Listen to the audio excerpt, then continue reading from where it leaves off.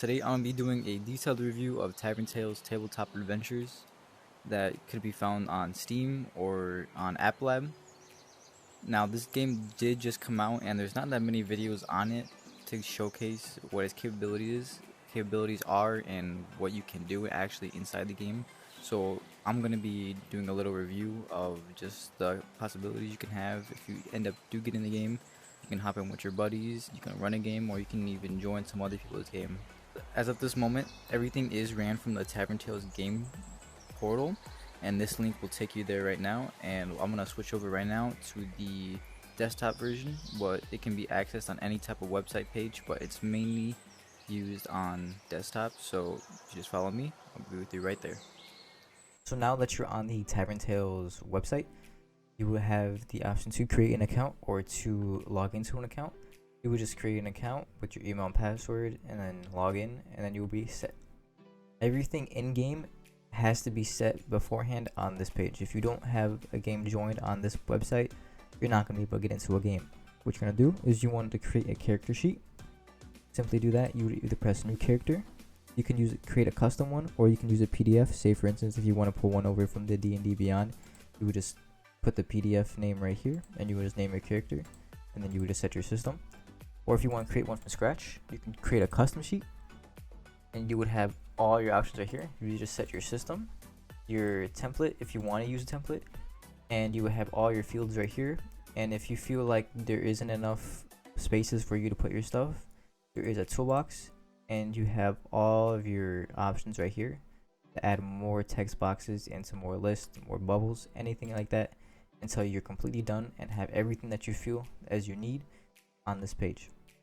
You as a player will have access to the character sheet in game as well. Now that you have your character sheet completed, you can see around here the games that you run as a DM and the games you are in as a player. Now it should be empty, but if you wanted to create a game that you want to DM, you press new game. You name your campaign, put down your system. You have to add like a little short description, but it doesn't have to be anything. You can just put whatever you want in it. You would just set your next session time. This isn't important either. Typically, you can just tell your players whenever the next game is. You would set your region, and then the max players that you want to have in the game at a certain time. Everything that you put on here will be in game.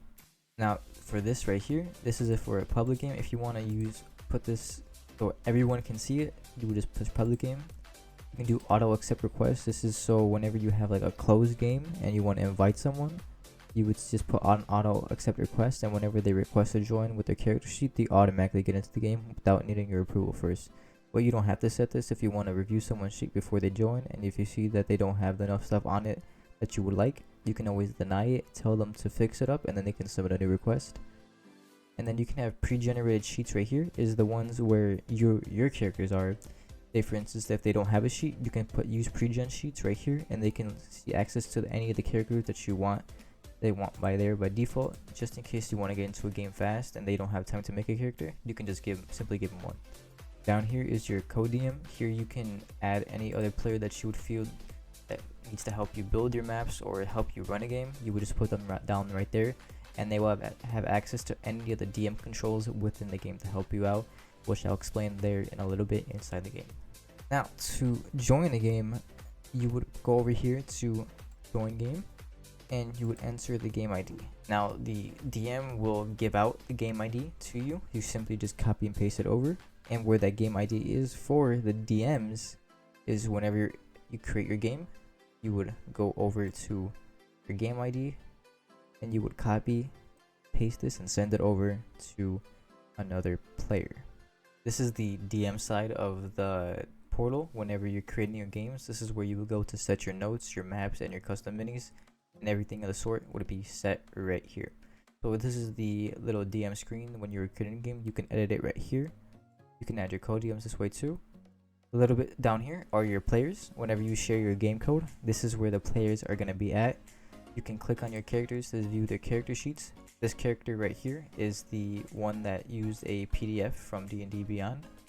You can do that. And this player right here, they used the in-game character module to create their own custom sheet. And again, this is the way that the characters set their own stuff to make sense to them. Though you can ask them to make it a certain way. it's for both you to look at the character sheet, see their feats and what they're capable of doing. Here is your DM note section. You can set anything that you want right here to be a DM note. You create a new note, you simply press new note. You would create the note name, whatever you want. Kool-Aid. You would simply just add a text box and you can type whatever you want into the text box and you will see it in game. Now this is a good place to set your character stats, any type of thing you might encounter, or even a little item guide, because you can have as many notes as you want in the game and you can create as many notes as you want in the portal as well. Down here we have your handout section. This is a little broken at the moment. I'm sure the developer is working on a fix for it right now, but you would simply just put anything you want in the handout section and you can give it to specific players. Like I said, it is messed up, so currently in the game it's kind of buggy when you're trying to see it, but whenever it does work, I'm sure this would be a good place to hand out like a list of shopkeeper items or anything of the sort. Down here we have the save slots. You can have up to 20 save slots per campaign before you have to create a new campaign to add more save slots, but that's not really that big of an issue. So whenever you want to create a new save slot, you would have the option to press new slot, create a new slot, or duplicate a slot. To create a slot, you would press create slot. You will put a save slot name. Say for instance you want to put a forest on their map. You would press forest, press save, and you would have a forest map. On here you can also put a base image. Say for instance if you want to put like a grid map onto the table itself, you have a URL option to put a grid map. There is a in-game scaling option for your players to move, so you don't have to do it this way, but this is if you prefer the square by square option. You can do it like that and you can put a custom base map onto the table itself. I'm going to delete this map because I don't actually need one. To create a duplicate slot from someone else, say for instance on the Tavern Tales Discord, you see a map that you find particularly interesting and you want to use it on your sessions, you can use the copy code that they will send with it. You press duplicate slot and you put that slave slot ID and you simply just duplicate it over. Say for instance if you want to duplicate this map right here, this is where you would find the save slots for your map. You copy that over, you put that in save slot ID, duplicate slot, and now you have two of the same map. Down here we have your custom minis. These are only 2D in game, so you can't actually import 3D minis, but you can use these for whatever sort.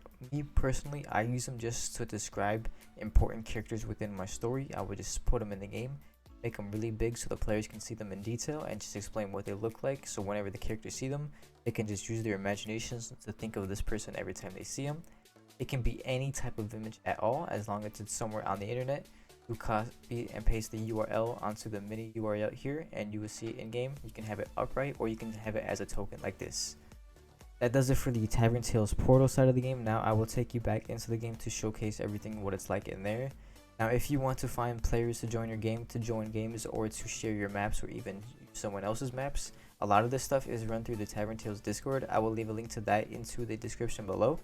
You can join there and you can explore around there a little bit. Everyone on there is super nice and friendly, so if you have any questions that I have not answered in this video yet so far, you can just join the Tavern Tales Discord, ask questions there, and then they can help you out right there. But without further ado, I will show you what it's like inside Tavern Tales. Cool, so now that you guys are back, I'm going to show you how games are run from the DM side of the game. So when you start off, every time you load up the game, you're going to be loading into this room. And here you have your settings menu where you can adjust your height. I recommend you putting it on the max height because it lets you just see over the table more easily. And there is a left hand option and you can set your base microphone. I just have it on the default headphone mic, but if you ever had any other type of audio devices plugged in, you can change your default input microphone right here. Here you can just your nameplate. This is what other players are going to see if they click on your name. It just shows your nameplate and then you can customize it to any way that you like. Here is your character. You can, as many characters as you have created on the portal, you can create as many characters as those, and then when you join those games, this is what you'll look like. So I have a couple of them right here, and then whenever you're the DM, I believe whatever you just join as will be your default skin, which is this one right here for me. But other than that, you do have all the other options to create as the characters as you see fit. Any of these customizable options. Here is your actual game screen where you can see the games that you DM and the games you are in. Depending on whenever your games are playing, you can just click on them to join it whenever you feel like. But today we're going to be looking at the DM side of it. So here you can see that I have 3 of them open right now. And if you want to join a game with other people that are going to join you, you would just click on the normal tag right here. But if you want to join offline, so maybe you say you just want to work without being interrupted by anyone else joining you, you can simply just click on the no internet symbol that is on the side. So today we're just going to be doing that. I'm just showcasing you, but everything is just the same. It's just so people can join you. Now that you're in the tavern, you will load into this tavern almost all the time, and then you will have your DM table right here. You have your DM shelf, and this is typically the side that the DM stays on, but you can move around as much as you like. You can walk through the table. You pretty well walk through much everything here, but that's not really important because everything is mainly going to be taking place right here. So if you click on X on your controller, you will pull up the DM screen, which will give you everything in terms of building tools, playing tools, and then your typical settings. So right now we're going to look at the building tools. So first off, when you're building stuff, this is the main screen that you're going to want to be on. You will have your DM shelves, your snapping modes, and then your other templates I'll get into a little bit later. So first off, to look at the shelves, we have creatures, scenery, buildings, props, and tiles. With all this, you can have you can see all the minis that they currently have in the game. As far as I know, this game is still being updated, so more minis will come, I'd assume, in the near future. But we still have plenty of minis to work with currently. Then you have your scenery shelf where you can make the scenery around your campaigns, and this is mainly for outdoor settings, but you can always put some of the stuff in indoor settings. It doesn't really matter. And then right here you have just your custom ones with a custom color templates if you want just a certain color type of platform. But yeah, you have your trees, you have some rocks, and then you got some pathing tools right here. And then whenever you grab one of these two, you have the option to, on your right controller, as long as you hold it, you can scale it. If you grab this big cube right here, you will scale the whole thing at once. But if you grab the individual arrows, you would just be scaling it by that dimension, X, Y, or Z. And that works with literally any type of scenery object or any type of object really. So even for the buildings, these are the buildings we have right now. As you can see, they have just the normal housing, and then you have the little tools right here, the signs, so you can make it custom buildings like a stable. You have the weapon blacksmith, you have the tavern. Oh, it's the blacksmith, and that's the weaponsmith, but you get the idea. You have all these different types of building tools that you can place down on your table, and you can just make as many as you want. And same way with the scenery ones, you can grab them and then you can scale them as much as you want, small or big. And then if you do have the trouble of just making sure that they're on flat, you do have the different snapping tools where you have the free rotate, what's on default, but you can snap it flat, 90 degrees or 45 degrees. If you have a flat, no matter which way I turn my hand, this will always stay leveled onto the ground. So if you were to place it on the table, it would always look like it's up straight. The next one we have is the prop shelf. This is the one you're probably going to be working with the most, because this is just normal objects you will find and you put inside your map, where you have your flags, you have your different I don't know how to describe those, but you get the idea with this ones too. You just put these around the map.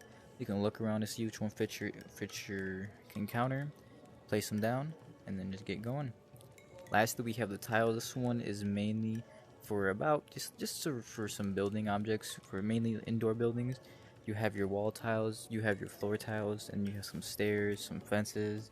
Now these tiles, you would have to, they are snapping, so you would just place them down and you would have them set in certain spots. You can disable snapping mode, so you can put them wherever you please. But as of right now, this game is a little bit buggy and you can't actually duplicate them, but I'm sure that the creator is working on ways to fix this game because it did just come out of early access. But yeah, you get the idea with these ones too. You have the walls, you have the floor tiles, and then you can have the doors, the windows, and all that. Now, as for these things right here, you will have just some options to customize your area around you a little bit. This one is the Tavern lighting. If you want like custom lighting, say for instance, if you want like a little dark area, you can adjust the gradient of the lighting you want right here. And then if you click the check mark, it will make everything around you dark. You can make it as dark as you want, you can make it as light as you want, but it just affects the general area around you and makes the area illuminate that type of color. And then right here we have the show hide DM screen. This is just right here. So say for instance, I typically use the hide option whenever I'm building something just so it's not in the way. But if you do have players here, you would just have it normally up so they can't see behind the screen.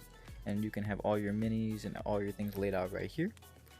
You have a fog of war cube. This is just so in case you were wanting to build and you wanted to put something down on the map so the players can't see it. As the DM, you can see straight through the cube like if nothing was there, but to a player, this is just a black cube, and you can adjust the shape of it right now. This one's a little bit buggy as well. Typically, when this happens, I just save my game, just restart it, and then you would just log back in, and you would have it normally working with the scaling option, but it's just bugging right now.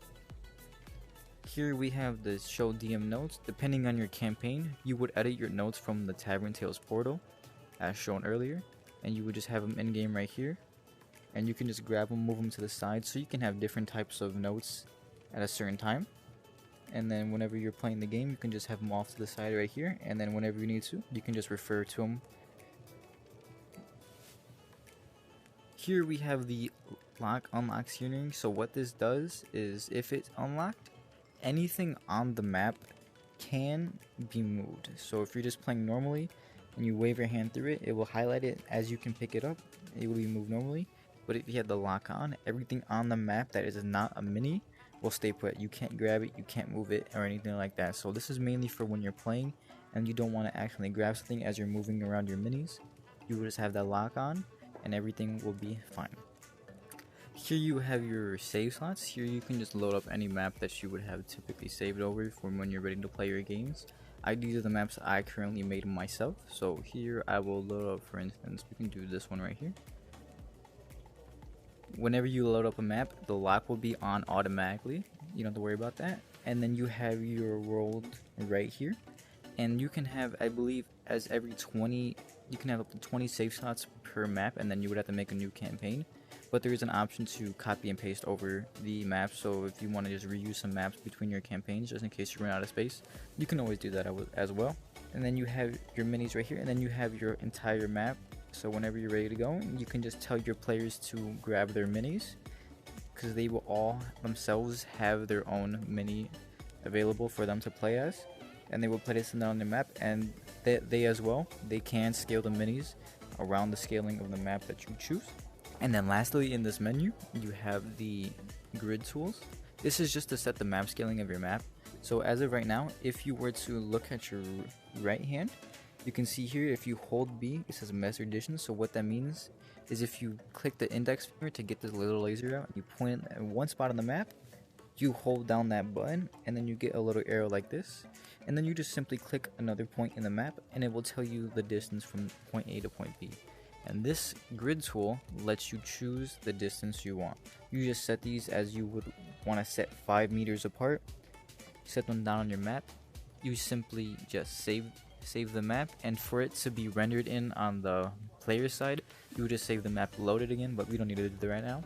And since the map set is scale, you can just do it again, and you can see the change in scaling.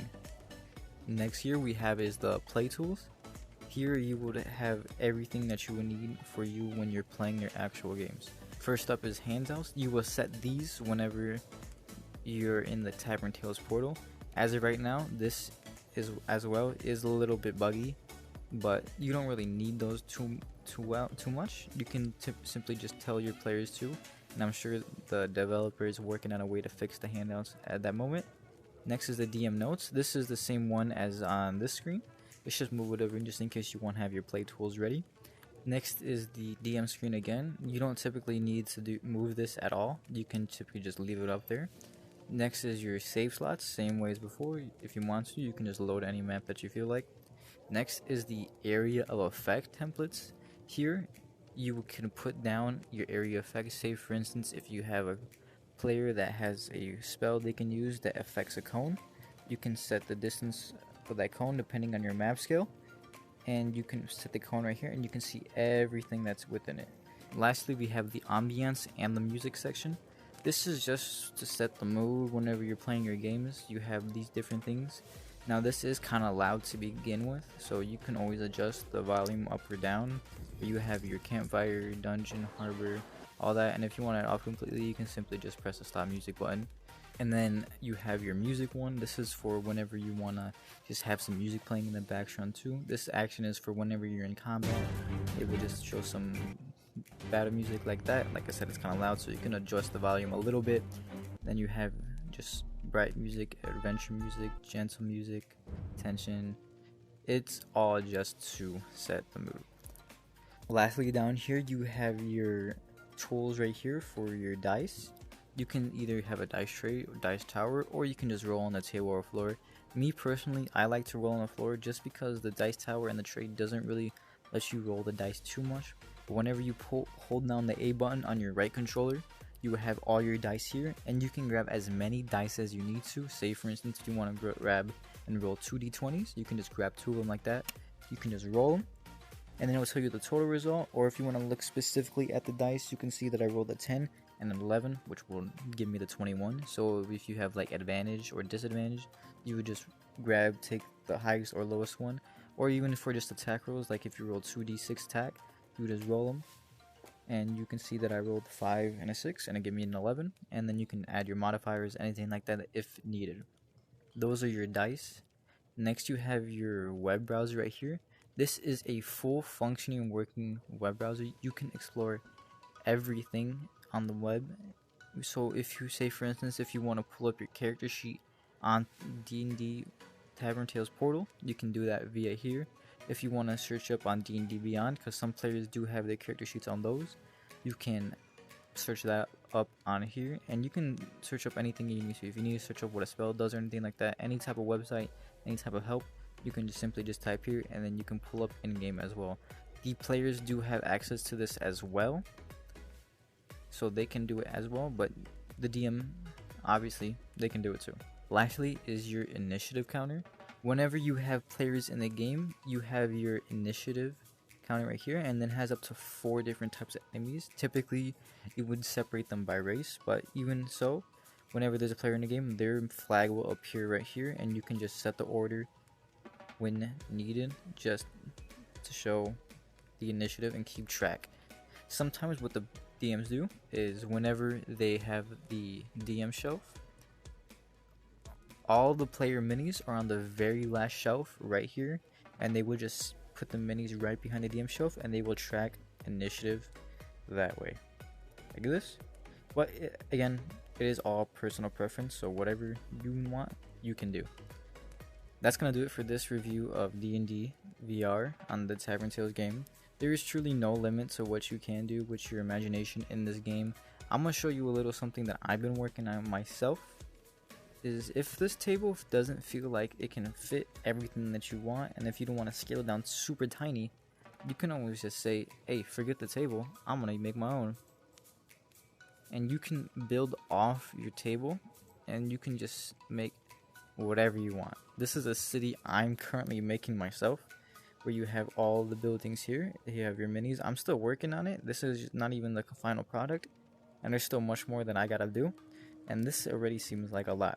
So if this is something you're interested in working on, you can always just hop on the Tavern Tales game and just build whatever you feel like. And if you want to share your creations with the rest of the game, on the Discord there's a map sharing option, and you can share them via the Tavern Tales Discord, and everyone can see your maps, and they can give you some feedback on it, and they can even copy over your maps and play them themselves.